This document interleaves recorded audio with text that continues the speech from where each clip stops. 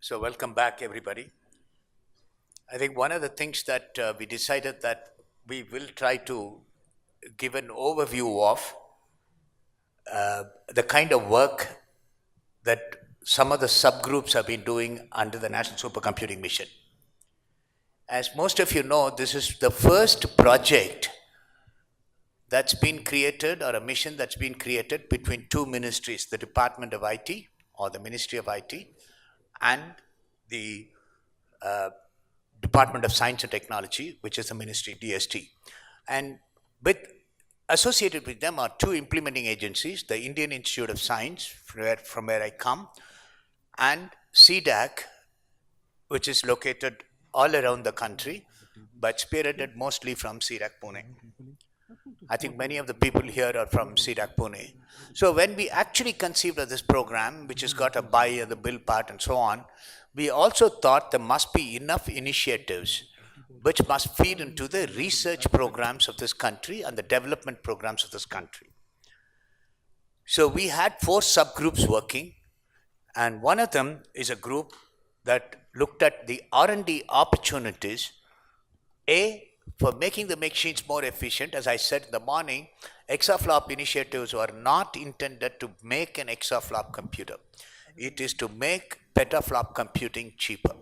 So there are many other issues which are related to this thing, and also so that we could launch on to many of the initiatives that are needed, including the requirements of application software to be developed and the middleware to be developed and so on. So there is a second group that looked at applications development. And there is a third group that looked at one of the most important component, which is actually creating the manpower. So there is an HR group, which is also included. That's a third group. But you cannot build the infrastructure needed for running the supercomputers as well as manufacturing them without creating an ecosystem. Actually, that was a fourth group that looked at infrastructure and the ecosystem needed for creating supercomputers, or making, maintaining, using the supercomputers in the country. So you're going to listen to all 4 of them, and these are while me, Bhatkar, Saraswat are all looking at this program, the guys who spill the blood every day to make this program happen, these are the people, and they are both from Indian Institute of Science and CDAC. It's my great pleasure to invite to the stage Professor R. Govindarajan, Chairman of the Supercomputer Education and Research Center. I request him to come to the stage. He heads the R&D subcommittee.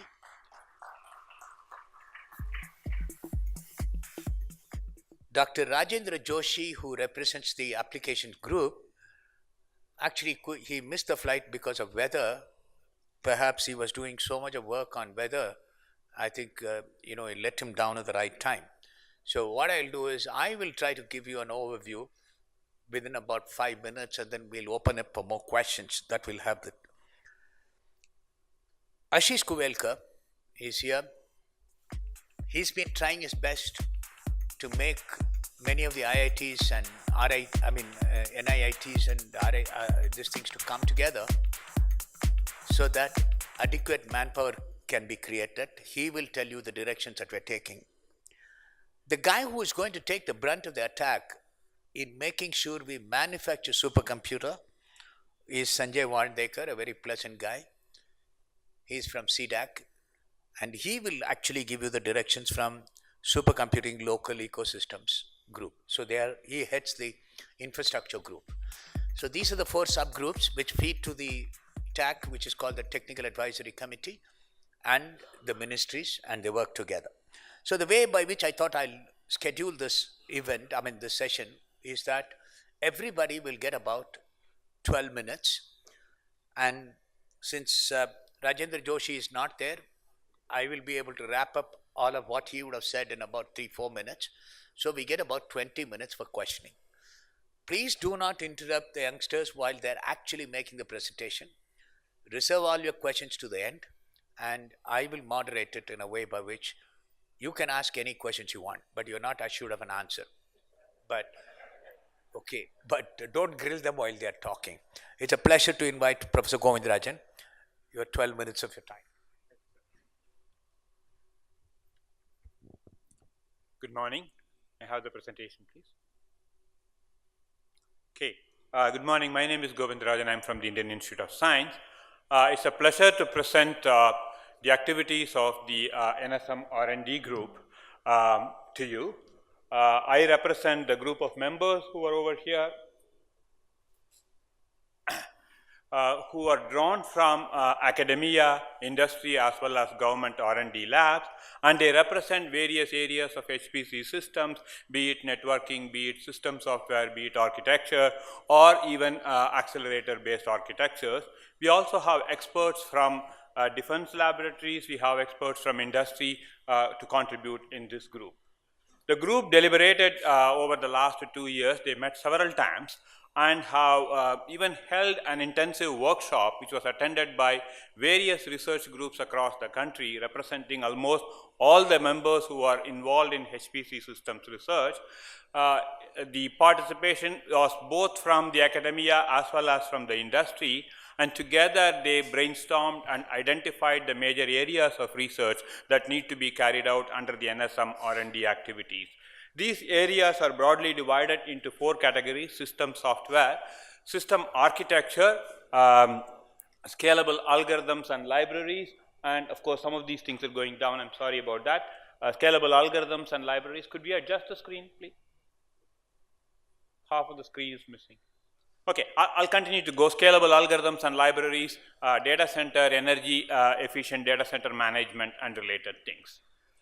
The task of the working group on the task of the expert group on R&D was to identify key research challenges in these broad areas, solicit and evolve proposals in these areas, and each of these proposals to have definitive deliverables in terms of developing frameworks or packages or software systems or design, which would lead towards the NSM R&D activities and the NSM build activities. Okay, so that's where it is.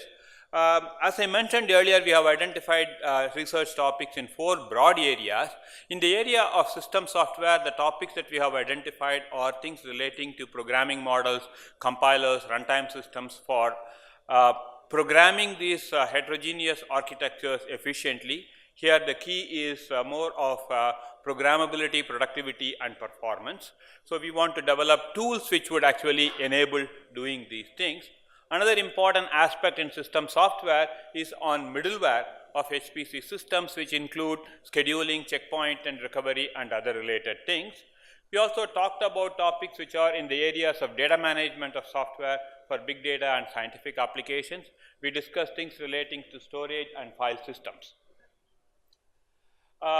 In each one of these areas we developed, or in each one of these topics we developed a concept note. That concept note kind of talked about the importance of this area, why we need to do research in this, what are the open issues and problems involved in that, and what could be some of the potential problems that could be, or proposals that could actually be solicited or evolved, which could work towards these things. So I will give you some sampler of these things. In the area of programming models and languages, we developed a concept note. That concept note essentially discussed the need for doing this in heterogeneous HPC systems, because these have different compute capability, these deploy different types of parallelism, and they have different application characteristics that need to be taken into account. Therefore, we thought it is important to develop appropriate programming models, languages, compilers, and runtime systems in this. And the definitive deliverable of this project is towards building such a system for programming HPC applications. So that's one of the concept notes. Another concept note in the system software area relates to middleware for HPC. Here we discuss problems relating to resilience, which is an important aspect in high performance computing systems and systems involving large number of nodes and processors. Here again we talk about automatic insertion of checkpointing and recovery using using emerging technologies like NVM and other things for doing checkpoint recovery, coming up with workflows for efficient management of applications both from productivity and performance viewpoint, talking about intelligent job schedulers for this, building application-specific middleware for certain applications and so on. So these are some of the important research topics within the area of middleware for HPC systems, and we solicited proposals based on some of these topics. We also thought that some of the development that we do in the HPC software stack should eventually go back to the open HPC system. That is the way by which we could be able to contribute to the community, and therefore we thought that consciously we will adapt the open HPC system and develop many of the tools and techniques based on that. So there is a concept note which was developed on that. Okay. In the area of system architecture, we identified problems relating to system architectures, which involve, the first thing is characterization of applications and workloads in HPC systems, their power performance estimation, the ability to estimate performance in large scale systems using application specific accelerators for some of these applications, whether it is a genomic application or whether it is a cryptographic applications and so on. Talked about energy efficient design of HPC systems, talked about developing efficient interconnect technologies in these things, including network on chip, silicon photonics and other related technologies. Again, here is one example concept note in HPC application performance estimation. We want to talk about characterizing applications and characterizing applications so that this will help us to understand their performance on modern HPC systems, as well as being able to develop simulators and emulators which can help us estimate their performance on large scale systems. These simulators and emulators would also tell us in terms of the bottlenecks that are in these systems and how we could design future systems which could overcome some of these bottlenecks. Try to develop these models towards, try to develop these models towards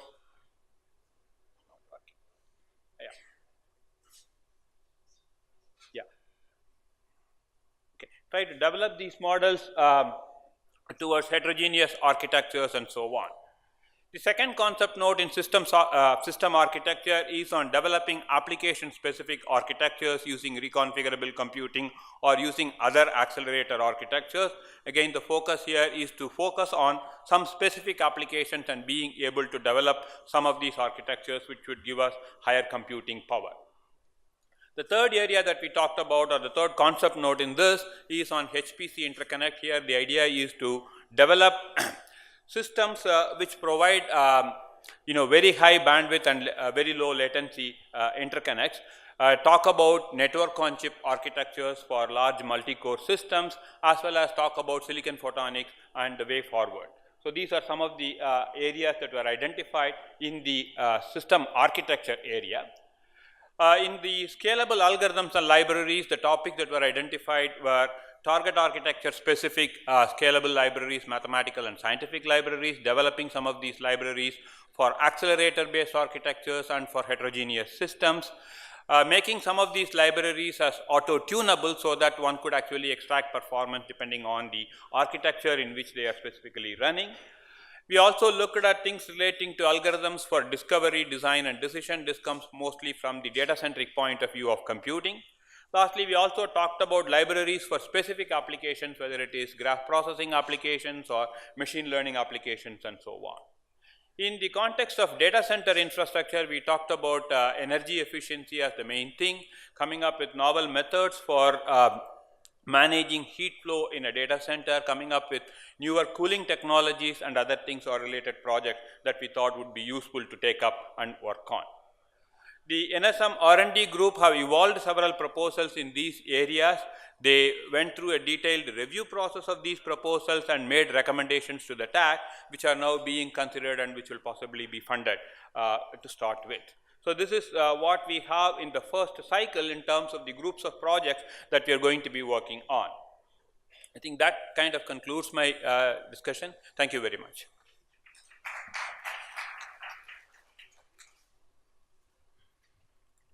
Thanks, Govind, and we'll take the questions a little later. I just wanted to tell you that I met a few people when I was traveling in the United States that said, we don't know anything about NSM, and they have not consulted experts. I said, how do you know? He said, they have not consulted me. Unfortunately, these guys, the team, is a young set of people, world renowned, nothing to, be ashamed about. Number two, they have conducted several Indo-US and Indo-XX workshops here. The people at the best energy laboratories in the United States and many of the ONRL, also when we celebrated our 100th year reunion of the Indian Institute of Science in in Chicago, there was a session on this. They have been in touch with everybody whom they can lay their hands on. If they have not contacted you, you contact them without assuming that they have not contacted the experts. Okay, and second thing is their analysis of the variety of areas, and that you can see the bouquet of topics that they have covered is phenomenal. No one single country could track all of those things. We need your help, your participation. But only thing I must caution you about is we professors have this habit. I will continue to do my research. It's up to you to call it nanoelectronics or supercomputing or whatever it is. But this is a national mission. I think you come back and see what they need and what you can do. Open the dialogue continuously with Govind and his team, and we would be extremely delighted to have your inputs on that. We need you. Next, I think the application group, Dr. Rajendra Joshi could not make it. So I will briefly tell you on behalf of what our goals are, our directions are in this. Both these areas, of the order of about 500 crore investment would be made. I may be off by a few percent here and there on R&D and on this thing. All of them must feed into the mission, the application software development as well as this. So the 5 areas which have been identified, and they get modified here and there as we go by, originally which are identified also based on our expertise available in the country, the need of the nation, and the possibilities that exist. The first one that we identified is the computational biology and drug discovery. As you know, India has made great strides in open source drug discovery as well as under DBT and CSIR and so on and so forth, and many of the research laboratories.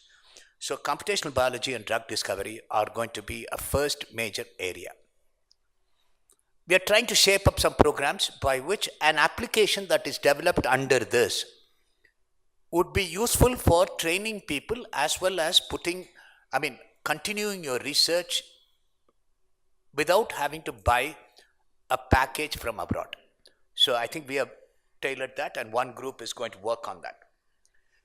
Weather forecasting and disaster management and seismic data analysis, this is being coordinated as an APEX program across various ministries and our agencies like IMD and so on.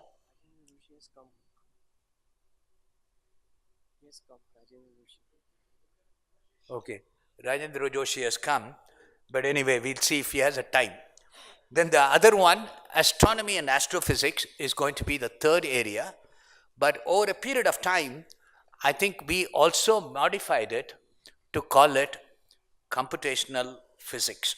So, it includes astronomy, astrophysics, and large amount of computational work, which is in pure physics, have also been included as a third area.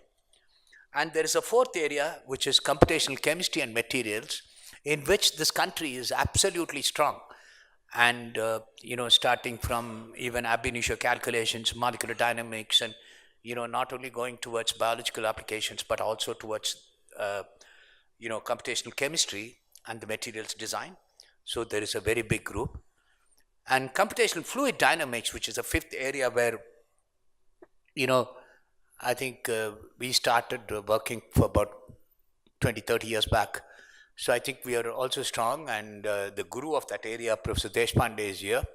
So I think that's going to be one of the areas. In all of these areas, we are going to develop a package, but also provide a platform for the researchers to contribute more than what's available today in the open market or in the package space.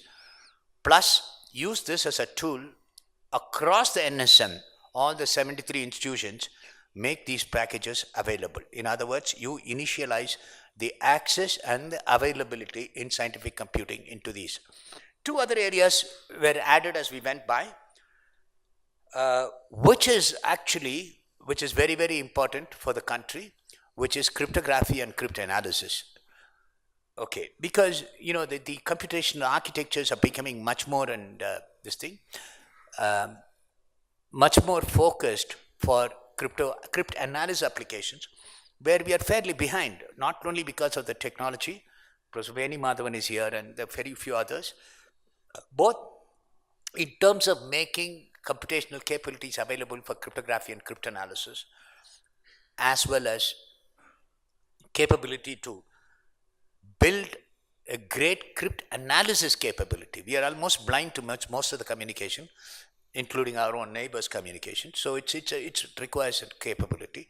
So the sixth application area that's been added is this. There is yet another one where is a separate group, a separate funding is likely to be established, which is on AI and big data analysis, which is not necessarily subject to one of the areas. It's more like a horizontal that cuts across all these areas, including weather forecasting is going to be affected the way by which we look at AI. In AI also includes natural language processing and big data analytics and so on and so forth. So I think that will be you call it a horizontal or whatever this thing. So these are the areas. If you have any specific queries on that, you can, Ashish has come. He is the person who is actually taking care of it. I'll come back to Ashish depending on whether we have the time or not. Ashish, can you take 5 minutes and, sorry, Rajendra Joshi. Yeah, you can take 5 minutes and make a presentation, or I've covered? Okay. No, because since you're not coming, I quickly fudged some old notes and then spoke. Okay. Next, I'll call Ashish Kuvelkar, who is actually taking care of the HR group. Ashish.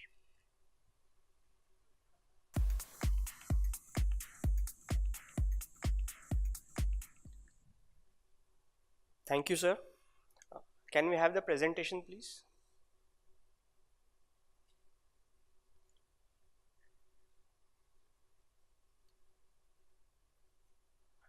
All right. So while the other three groups, the infra, R&D, and the applications, generate tangible results, HR group is going to be the one which is going to power these groups in terms of providing the manpower. This expert group is headed by Mrs. Jaya Panwalkar, who is the chairman of Board of Governors of Sardar Vallabhbhai National Institute of Technology, Surat, and I am the convener of this group. So this is the outline of my presentation. I will start off with the goals that we started off with, then what are we doing to achieve these goals, and particularly the training and the courses that we have planned, and finally how we can shake hands with you and make it a win-win situation for both of us. These were the goals that we started off with. We are essentially looking at developing a ecosystem, a human resource ecosystem, which will power the NSM. That has been a holistic view that we have taken.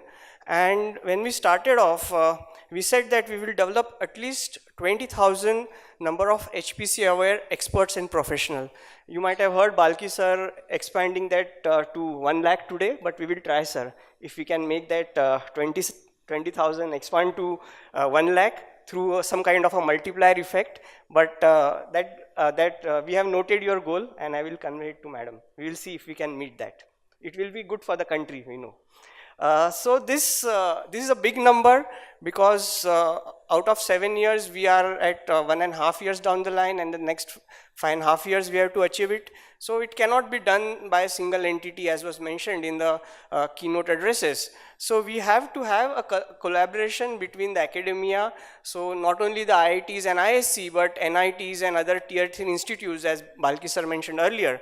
And of course R&D organization where domain experts are there, and industry. So this we are going to do through various means. So first one is that we are going to do curricular development, which is already done. A model syllabus has been prepared for courses which will be offered to undergraduates, and we are also looking at creating contents so that those who are delivering the courses are able to do it in a seamless and a quick manner. And here I would like to mention that we are not just looking at the computer science students, but we are more interested in going towards the other faculties, because the users of these supercomputers are going to be domain experts and professionals. So that has been the focus of all our discussions, that while we do look at CS students, we also look at non-CS students. And we will begin with, we have already started with, we are going with the train the trainer model, so that we first enable the trainers who, as was mentioned earlier, that we are all used to thinking serial, we need to make them think parallel, and then they can produce students or who can have this parallel thinking in it. So then coming to the training models, while classroom has been and will be one of the important ones, we are also looking at hosting it on platforms like MOOC, so that some of the professionals who may not be inclined towards spending dedicated time for learning, they can do it at their own pace, and some kind of blended learning where e-learning plus other means, because as the last point says, hands-on training is the emphasis that we are putting on, and just e-learning may not lead us to that, and some kind of interaction with the faculty is needed, and we are looking at models that can result in professionals who can truly make use of the supercomputers that we are going to build. Continuing with the means, we are collaborating with universities and academic institutions. We have MHRD, we are working with MHRD for this, and they have identified 29 institutions in the country whose academicians we are in touch with, and we are taking their help in delivering these courses. And one of the ways of doing that, we have going to set up 5 HPC nodal centers. They are going to be in the East, West, South and North and ISC, and this will help in giving us the means to achieve our goals. And we are also making sure that some dedicated hardware platforms will be made available to them, because what we have conducted already few faculty development programs, and the feedback that we have got is that it's good that they get to use these systems while they are getting trained, but they would also like to have access to it after that, because if you just learn, do your hands-on and then do not remain in touch, then you tend to forget. So we will make sure that these platforms, CDAC will make sure that these are accessible to those who are interested to make use of them. Another thing that we have also agreed upon is that for PhD scholars who are trying to address or take up a problem which relates to HPC, be it in applications, algorithms, hardware development, we are going to offer them fellowships, which is going to be an add-on to the existing fellowship that they get. And this we will make sure that whatever HRD's programs exist, we will piggyback on them. Now coming to the specifics, what we have done is we have tried to look at these courses in 2 ways. One is the duration that we offer them for, and other is the kind of levels in terms of the expertise that we will be developing. So the short-term courses are going to say for 1 to 2 weeks, medium-term courses 4 to 6 months, and long-term courses are the formal education courses that the engineering and the engineering institutes and the science institutes are going to deliver. We will also look at the grading in terms of the levels, that is the basic. So to reach this 20,000, we are planning to, we have divided into these numbers, that we will make sure that at least 12,000 persons are given the basic training, about 5,500 are given slightly advanced, that is intermediate, and the real experts who would be dealing with the intricacies of HPC, we would like about 2,500 persons to be trained on this. I will give you details of each one of them in the subsequent slides.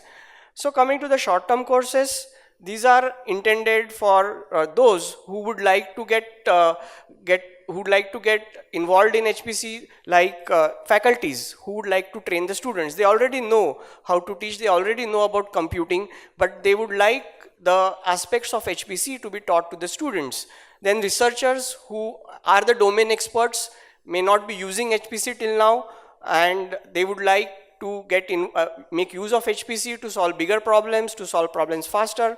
They are our intended audience for this. Similarly, domain experts who are who have knowledge about how CFD works or how their area biotechnology works, but they may not be good at programming, but they would like to take help of computer experts, but to able to communicate with them effectively, they would definitely like to understand how HPC works and what are the pros and cons, what are the good things about it, what are the bottlenecks, so that they can interact closely with the computer experts to get their job done. And of course, last but not the least, the industry professionals like you, who may be feeling a need to use HPC, but it's like some kind of a black box for you, and we would like to open that for you and reveal what it contains. These will be of 1 to 4 week duration, and it will include introductory and advanced topics. And we have already started these short-term courses, and we have already conducted 3 faculty development programs, wherein about 75 faculty have been trained. And our Bangalore Center, CDAC Bangalore Center, runs this Think Parallel workshop, wherein it's a quick way of getting introduced to what HPC is all about. Coming to the medium-term courses, this we feel are for, this being a duration of about 6 months, they are for graduate students like engineering students and industry professionals who can do it in a part-time way, but will get a thorough knowledge of actually doing programming or actually administering a HPC system. So CDAC has a advanced computing training school which has already started running PG diploma course in system administration, and the 3rd batch is in progress. About 80 students about 50 have been trained, and 30 more will get trained in the next 6 months. Coming to the long-term courses, these are intended to run as formal courses in an educational institute, and this will have subjects in UG curriculum for CS as well as non-CS, as I mentioned earlier. And of course, we will also planning to have which may take some time, to plan an entire PG course in data science or HPC. And IIC is taking lead in this, and they are already doing some work in this, but we will have a course which will be entirely tuned towards HPC. And of course, the research scholar who spend at least 3 years, they would be working on problems related to HPC. And I'm happy to say that IIT Bombay has already introduced 2 courses, one by a faculty by mechanical engineering and another by a faculty from computer science. And the registrations have already started, and the semester beginning from January of 2018, these courses will be offered, and already it has got a good response. So we have already made a beginning in all the 3 types of courses, that is short term, medium term and long term. That was taking a quick stock of what we plan to do and where we are today. And this is what I would like to share with you is how industry and the NSM expert group on HR can work together. So broadly, we can do 2 things. One is that I have elaborated so many programs for you, different types of programs, and you are most welcome to send the professionals working with you for these courses. Like we can also plan HPC workshops targeted towards specific audience like CFD or let's say biotechnology or something like that, whatever your members would be interested in. Plus, the HPC nodal centers that we are starting, one of the mandates given to them is how to help industries, particularly MSMEs, as was mentioned in one of the question earlier, that how can they leverage on what is being built. So we would be extremely happy if we can work with them. If let's say there is some industry which wants some consultation or would like to make use of HPC, you are most welcome, and we would help you out in designing a charter for you and how it can be done. And while this is the give part, we will also welcome the take part. That is, if you have like particularly the companies which are providing hardware or setting up the infrastructure for HPC, and if they have domain experts, if they have HPC professionals, whenever we are conducting these training programs, you can send your professionals and we will accommodate them, and that will add value to the training programs that we are conducting. And how to take this forward? My email address is written there. You can get in touch with me with your what you intend to do with us, and I would be happy to take it to the expert group, and we will see how we can make a meaningful way of taking this forward. Thank you.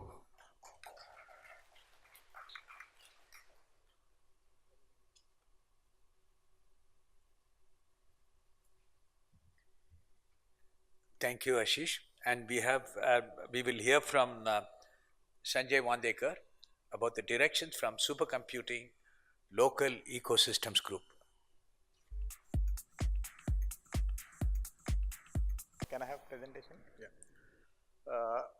I represent National Expert Group on Infra. Dr. B.S. Jagdish is actually our chairman of this group. He is from BARC. He is a distinguished scientist there. So I'll just briefly tell about what are the major goals of NSM.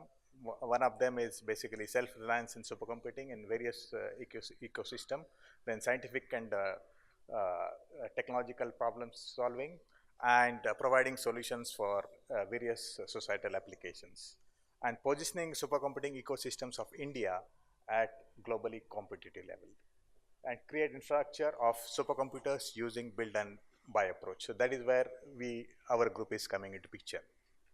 So to have self-reliance, we basically we have formulated a build approach, that is basically building the systems within the country. Under this, we are actually planning to have optimized architectures and system design as per our requirements of our country, where we'll be having industry participation, active industry participation, and those are the people who are actually going to contribute into this. So henceforth, whatever I say we here in this presentation is basically CDAC as well as industry together. So I'll not be explaining separately that we means what. Okay. So here the another decision we have taken is we'll be adopting open source software technologies, and most of the subsystems which are to be used in these systems will be designed and manufactured within the country. And to have these things, we have actually three-phase approach: assembly of the systems within the country, manufacturing within the country, that is the second phase, and design plus manufacturing within the country. So basic idea or the vision of this program is basically to develop and enhance design capabilities within the country, and increase the manufacturing capabilities in the country, and we expect, or we actually envisage, that this will catalyze high-end and complex electronics product design and manufacturing capability and capacity within the country. So this is just a typical HPC system block diagram. Here you see there are three major blocks which are there, part of it, with basically the servers, which are basically compute nodes. Then there's a switch fabric, which is HPC switching fabric, and the storage system. So these are the three major systems, major subsystems of any HPC systems in parallel processing era. So these are the three things which actually we are targeting to be designed and manufactured within the country. So why we are taking this three-phase approach is basically to manage the timelines for design cycles and gearing up manufacturing structure and deployment schedules of the NSM. Because there's going to be some time required for design and gearing of the manufacturing systems, manufacturing of the infrastructure, we need certain time. So that's why we are gone for this phased approach. In the phase one, we are actually going to assemble the systems with using subsystems starting from motherboard, chassis, and onwards. We expect that we actually have already got approval for 6 systems to be deployed under phase 1, 3 under build approach and 3 under buy approach, totaling about 4 petaflop of compute power. Second phase will be actually manufacturing this subsystems within the country, starting from PCB assembly, manufacturing, chassis manufacturing, testing, validation of subsystems, and finally the integration of all the subsystems into HPC systems. And in third phase, we plan to have design and manufacturing of all these building blocks within the country. So there are the 2 major industry partners what we are looking for. One is ODMs, that is, and as well as system integrators. Both these people will have a very active role to play within this program. So here I am showing the basically levels of manufacturing of servers. Server manufacturing is a complex task, and there are various levels one need to take care while manufacturing. So there are 10 levels. In phase 1, we are actually talking about level 6 to level 10 of the manufacturing cycle. And in phase 2, we are talking about the complete from level 1 to level 10. So all the industry partners here are aware about these levels in the manufacturing, and this is a task for them to start the manufacturing process within the country. So this is a typical PCB assembly setup which is required for this kind of complex server manufacturing. So which includes basically automated solder paste printing, solder paste inspection, fully automated component placement machines, reflow automated optical inspection machines, reflow soldering, then post reflow automated optical inspection, and as well as automated X-ray inspection online. Okay, so this is very important for this kind of complex thing. We have visited many industries here, and I think they are gearing up, and some of them have already started manufacturing server kind of complex hardware within the country. So apart from this manufacturing, we have requirements from the technological ecosystems of the country, and we after finishing this phased approach, or maybe parallelly, I think we are starting parallelly this kind of concepts where we need to develop HPC processor development within the country. So that is where we'll actually develop our capabilities within this design phase. So in this, basically, we are looking for innovative design for newer challenges which are required in exascale, as well as the requirements of the applications. As well as there is a large challenge of basically power utilization of this HPC system. So these systems has to be very power efficient. So that is the main requirement from the HPC processor development point of view. Then there is another major component which is very important and strategic component within this HPC system, which is HPC network development. So we need a network which is very high bandwidth, high throughput, as well as very low latency, which is a requirement of any HPC application. This network has to scale to hundreds of thousands of nodes, okay, for exascale machines. And this has, one need to have a suitable topology to cater to various challenges in putting these many nodes together, like cabling, reliability, and so on.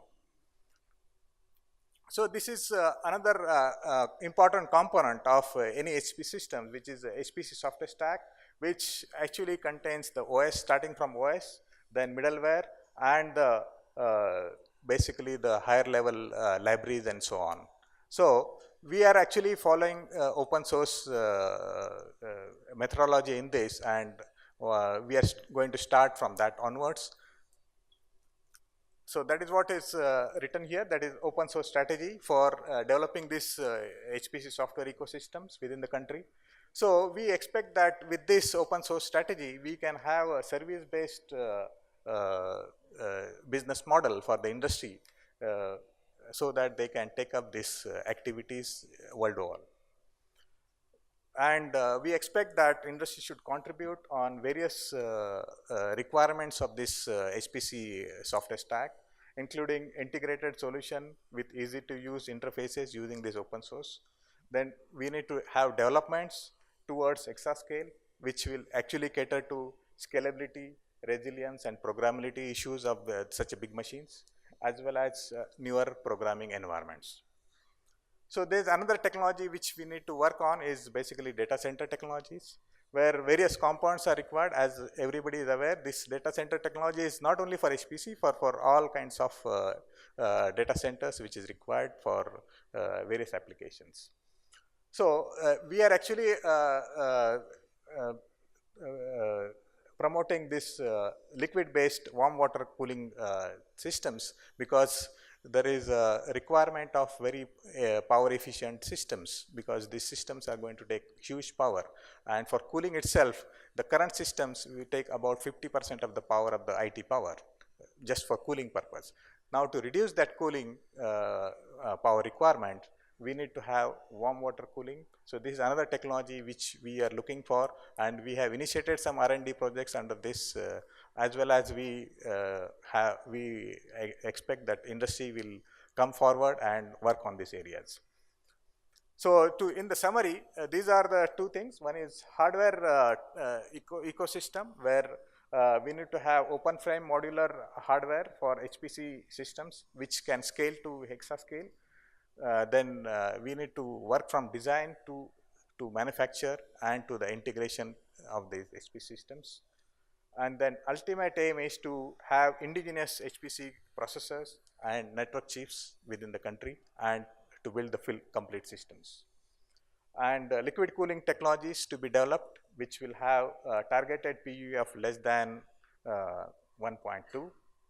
And to have finally integrated indigenous HPC system solution within the country. On the software ecosystem, we should have, we are planning to have open source HPC software technologies to be taken forward. We can contribute to that open source thing, and we can have a service based business model for industry to take this further. And industry can also offer customized solutions and the developments required for exascale, for stability, scalability, and programming environments and resilience. So which we expect that this will lead to indigenous server manufacturing for cloud and other computing environments as well, and that can go to the global market. Thank you very much. Also want to make sure that we acknowledge a lot more contributions that have been done by three of my colleagues who are here. One is Kumar. Actually, he is the convener of the TAC. I will tell you, shepherding all of us is not a very easy thing. He did a wonderful job. I think made sure all these four groups meet, and then they actually sat with all of them and did that. Milind, of course, is one. Milind, you can take a bow. Milind is another great guy from Department of Science and Technology, and he has also been working, pushing all of us to make sure that we understand many of the things, and of course Debashish Datta. So these three people are the, what you have seen is us, and of course Hemant Darbari and his team from CDAC have spent enormous amount of time in making sure we succeed. So I wish to tell you that not only now these teams may know what they should do, like in PhD they say, if you know what is your problem, I think another 6 months you will submit. So I think they know what is the problem. You can all contribute to them. And they also did another marvelous thing under the stewardship of Saraswat.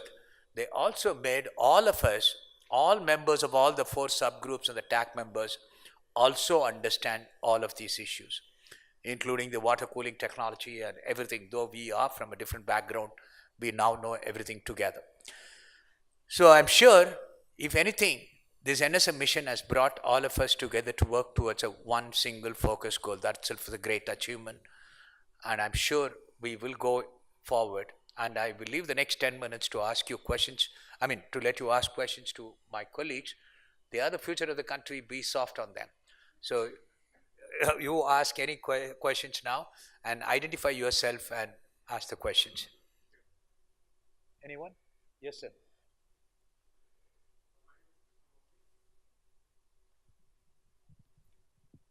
My name is Krishnamurthy. I have two questions. One, because multiple times we talked about the challenges related to cooling. So from a mission point of view, yeah, the immediate objective is to realize multiple systems, 5, 6 systems or something like that. But is there any R&D work that's actually happening on cryogenic cooling or cryogenic computing, 77 degrees Kelvin, those kind of work? So that's number one. And second one, in the block diagram that Sanjay put out, there was a switch fabric that was talked about. So is this a custom architecture, or is it one of the standard like PCI Gen 4 switch or something like that? These are my two questions. Thank you. Oh, actually, the right person to answer you on the cooling is Saraswat, but I will let them handle it right now. I think he had looked at it more deeply. Sanjay can answer that very well. Pardon?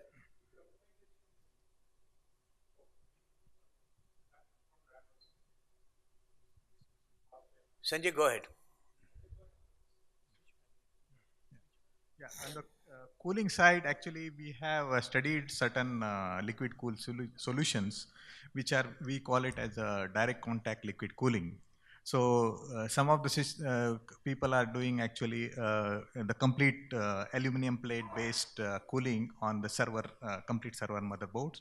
Some of them are doing only the cooling of processors and memory channels, as well as some other components which take more heat out. So with this technology, actually one can use the warm water cooling. So inlet temperatures to the servers can be up to 35 to 40 degree, okay, and outlet can be up to 55 degree. With this kind of cooling, one can have free air cooling, which is basically dry coolers can be used outside the building, as well as the adiabatic coolers can be used. So this is one of the things which actually we are open for any of these technologies right now. But there is another R&D program which we have initiated on basically cooling technologies that is led by IIT Bombay. So that is going to be one of the things which will be input, and outcome of that we can actually transfer to the industry for taking it further. Yeah, Professor Rane from IIT Bombay. And yes, sir. Oh, next ones. You asked about the architecture. What's the question? Can you repeat? Yeah, and the switch fabric, actually we are planning to have initially of the shelf standard things which are available, that is from Mellanox as well as from Intel. These are the two technologies which are available in the market, as well as we are thinking of, for strategic reason, as per our plan of indigenous network, we are planning to have our own network developments also. I think heat is be one of our biggest enemies in reaching exaflop computing. When we all started supercomputing, somebody said this is the wind tunnel which we are going to close. After 10, 15 years, they came back and said that wind tunnel was still running. Why is it running? They said it has to cool the machine which was actually doing the CFD calculation. So it's not going to make your life simpler unless otherwise we beat the heat problem with the low capacity heat that's coming out. So I think we will not be able to reach exaflop that easily. Yes, sir.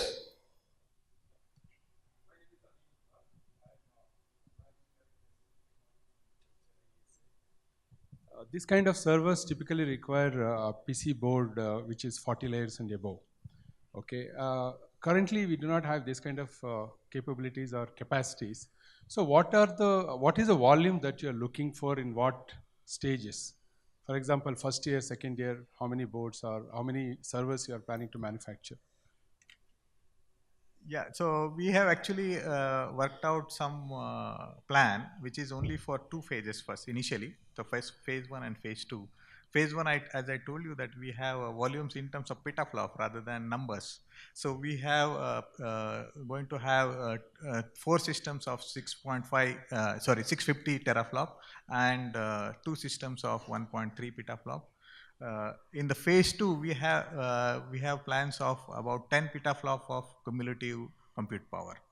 Phase 3, we are working out what are the details based on the technologies available, as well as what designs we are going to have, and later on, based on the what is the budget available with us, based on that we'll be working out the volumes. Yeah, I will answer that slightly differently. I think Saraswat can correct it. If you're going to build the volumes and scales based on the supercomputing requirements, it will not be economically viable. You will have to look at the server market as a unified market, and we have done a survey of that. And there are, if you combine both of them, as a country, we can support economically viable manufacturing process. First of all, if you look at his requirements, they said about 100 petaflops in the next 5 years or something. Even if I take a board gives you a teraflop, if we are talking about 100,000 boards. And in over 5 years, it's less than what a small outlet in the United States would sell, okay, or even what a 2-day sale of eBay or whatever. So I think you are talking about a much bigger scale if you actually combine this to be a single manufacturing for server as well as our supercomputing. You leverage on the huge server market that we have. You want to add, otherwise it will not become, we have visited manufacturers across and so on.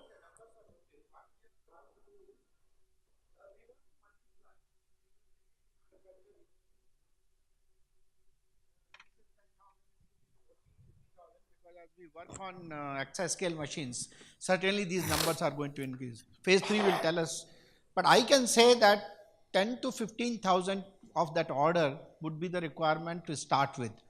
And since we don't have the manufacturing capability today for 40 layer board, or I think we presently have about 24 layers or something of that order. Sure. We are open. Actually, government is thinking that with public-private partnership to go ahead with a PCB manufacturing facility in the country. We will be inviting anybody who is interested to partner with the government, run, manufacture and operate, that kind of a thing. And I also have a personal suggestion.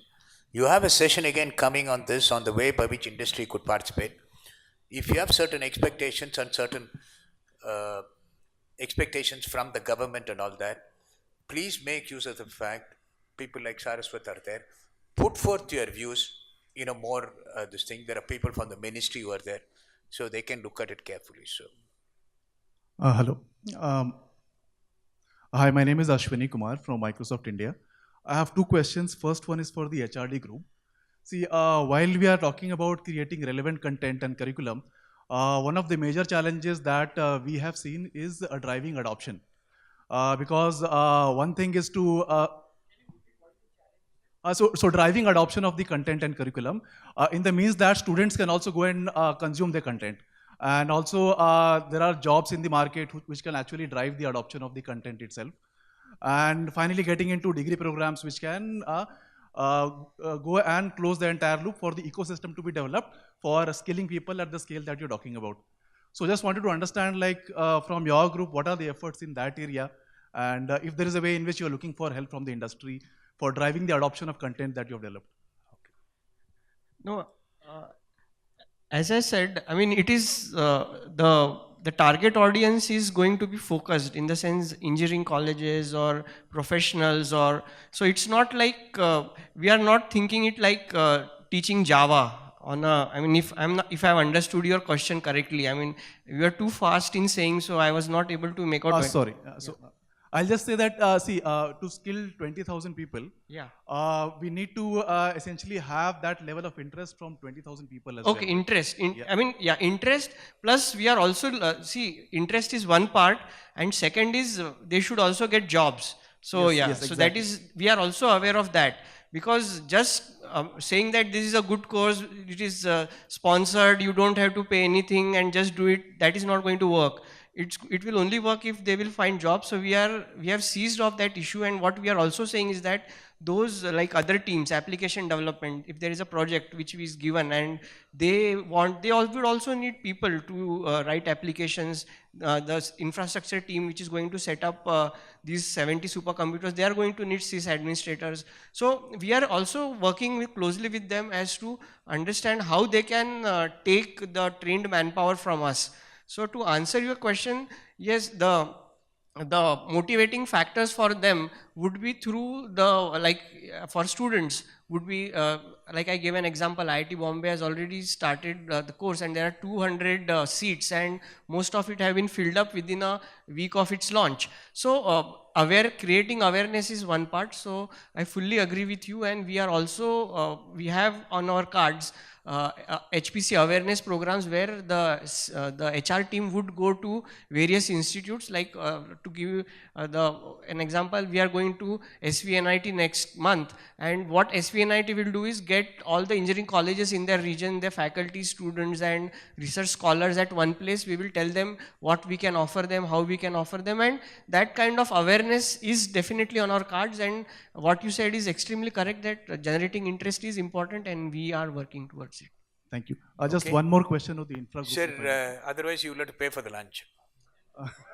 Okay, because there is one more person. Already I passed my time. I want to quickly finish and then do that. But he is the only one who gave his email ID. You can send a mail to him. Right, sir? Please, that will be the last question. Is there anybody else waiting to ask? Right. So yours will be the last. Oh, there's one more hand comes. Sir, what we will do is, I think I'll take 2 questions. During lunch, you can catch any one of us and then do that, because we have to come back here for this session. Quickly, sir. Hello, good afternoon, everyone. My name is Richard, and I'm from Oxford College of Engineering. I'm a professor there. My question is to Sanjay.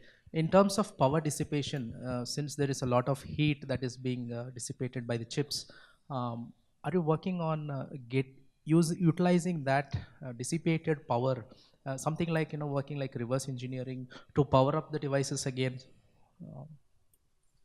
Currently, we are not thinking of that, but to reduce the power, we are working currently. That's what I explained in my talk. But I think industry can see, because there is a great amount of potential in this field, and there are some companies we are already working in this field, like L&T and all that. So they do this kind of work.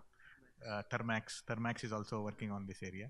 I think only thing is that is slightly expensive technologies right now, and in this program at least we are not thinking of utilizing that. Thank you. I'll take the last question, sir. Yes, sir. I'm from a company called Caligo Technologies. So this is actually a 4-year-old company completely in the HPC space. So one thing that I wanted to actually mention was that there's a lot of hardware that is being bought, and you also, Mr. Sanjay also mentioned that there's a lot of open source software that's going to be enabled on this.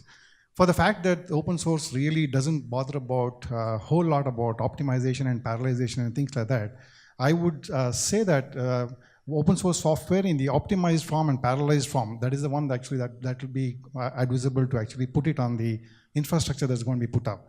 Because by and large, what is being done today is, if you want more performance, you're just adding hardware and then just increasing the amount of hardware that goes for achieving a particular performance. But there's definitely a lot that can be done, and Mr. Narayan Murthy also was actually alluding to this fact that we have to actually parallelize a lot of applications, and we are doing these kind of things for the last 3-4 years already.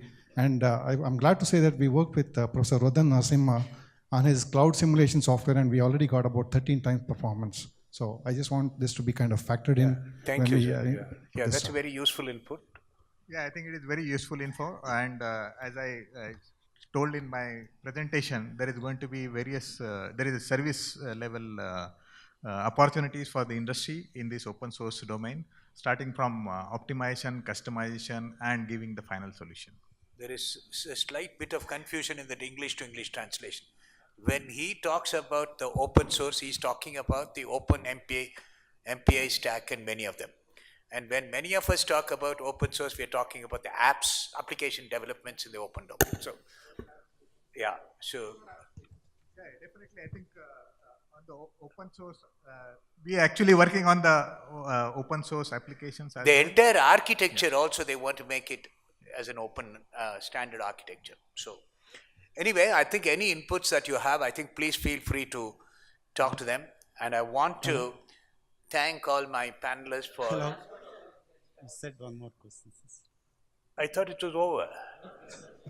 Well, last question. Okay. Okay, Professor Because Balakrishnan. he actually stood up in the last session, he was not given a chance. I remembered I should give him a chance as the last one. Okay. Okay. The lastest questions. Thank you, Professor Balakrishnan, for that. This is Shankar Reddy. I was faculty member in ISC for 15 years, and after that I moved to industry. For last 8 years, I have my own I'm company. not able to see you. Okay, no now issues. I know. Okay.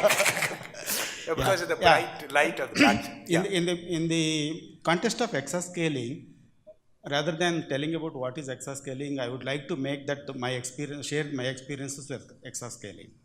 Way back in 2013, we have developed and exported a licensed technology to European community for deep, that is dynamical exascaling platform, entry platform build-up, in which we have done a throughput of 2 terabyte per second one way and then 1 terabyte per second two ways. And that has been The built. interconnect, is it? No, it's for, yeah, we have done interconnect as well as the computing part of it. Okay. So we have, we completely given the architecture as well as the complete bundled solution to the European project, in which our architecture has been used. On top of it, they have done the software stacking of it, and then they build the system which is 2 terabyte per second, and then with a latency like Dr. K.C. Saraswat was telling about 1 microsecond. I'm proud to say that they could achieve 650 nanoseconds latency, and with a throughput of 2 terabyte per second to communication. And then this is proven architecture with high throughput and low latency. And also we have is, I think Krishna was telling about what type of fabric we are using it. Actually, we have used it switchless fabric. Sir, you are from where right now? I am in terminal circuits. Okay. Okay. This is a switchless fabric which we used it. Okay, in which go ahead, sir. Please go ahead. I'm sorry. Yeah, this is a switchless project fabric which we used it for switching of the connectivities. That's why we had come to 650 nanoseconds as a connectivity latency. And this is actually what we did is we have given the 40 Gbps solution to them, and then scalability we wanted to check because it's an entry level platform in which they want to make it scalable and also modular in approach, where they can build the exascale later point of time. To check the scalability, this chip has been made 25 times and then made 2 terabyte per second throughput. So scalability and modular approach has been built in that in our solution, as well as this is on the okay. Coming to the cooling part of it, I think there are a couple of questions. They have used hot water cooling. Hot water cooling is not only from the point of energy efficiency, it is from the point of operational efficiency of the processor. Because if the processor is working at, let us say, 60 degrees centigrade, and if you are cooling it cryogenic or 0 degrees centigrade, the processor efficiency goes down. So if it is processor is working at 54 degrees centigrade, they want to cool it around 45 to 50. That's the reason the hot water cooling is being used for the increase the efficiency of the system. So this just want to give you clarification on that, and thank you for Actually, we would like you to work with them very closely. Yeah, another request is whether I am eligible to become an R&D member. Pardon? R&D group member, that's what I want to say. Yeah. Yeah, my company is just half kilometer away from ISC. I can approach. Okay, thank you very much, sir. Not only this, if someone comes up with an innovative idea like tensor processors or something, I think please do come back and get back to us, and we'll try to see how much we can learn from you. Okay? I thank all my panelists and the wonderful audience for highly interactive thing. So I hand it over to you. Thank you. Thank you, sir. On behalf of the audience, NSM and IESA request you to give mementos to the panelists. Professor Govind Raj.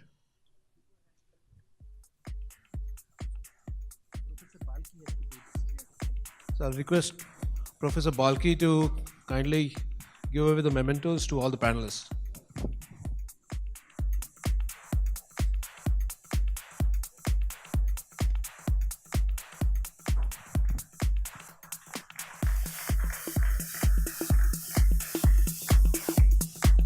Mr. Rajendra Joshi.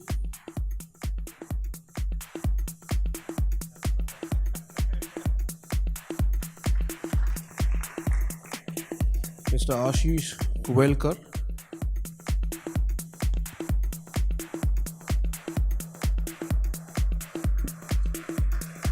Mr. Sanjay Wandekar.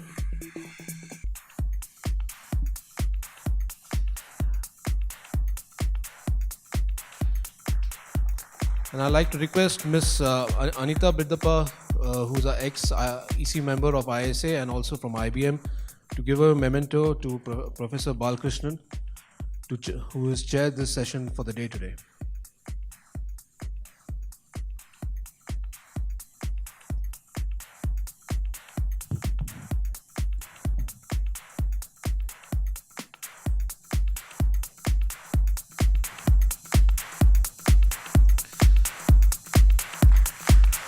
Thank you so much, sir. Thank you to all the panelists.